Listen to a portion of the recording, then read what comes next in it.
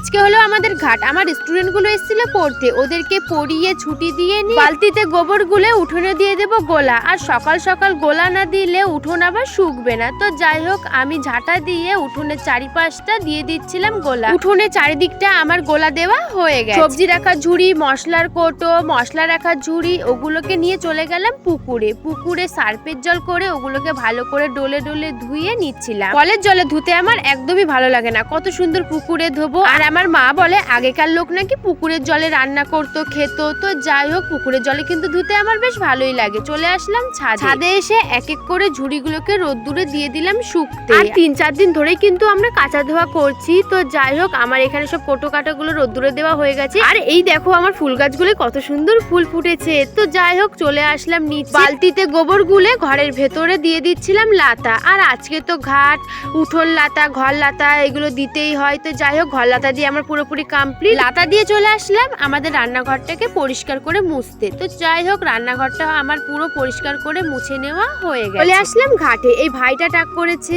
আর এদিকে ছোট্ট বুড়োটা করছে টাক, দিদিও নখ কেটে নিচ্ছে, আমিও বসে পড়লাম নখ কাটতে। আর দাদুটা আমাকে বলছে, তুই কি কোনো জব করিস? আমি বলছি না না, আমাকে দেখে মনে হচ্ছে আমি জব করি। আমার কাকা বোনের মাথায় লাগিয়ে দিচ্ছে সাবান, ও টাক করবে। আর এদিকে পুচুও কেটে নিল নখ। তো যাই হোক, আমি স্নানও করে নিয়েছি। আর ঘাটের দিন নাকি নতুন কিছু পরতে হয়, আর আমার মা আমাকে নাইটিটা কিনে দিয়েছে।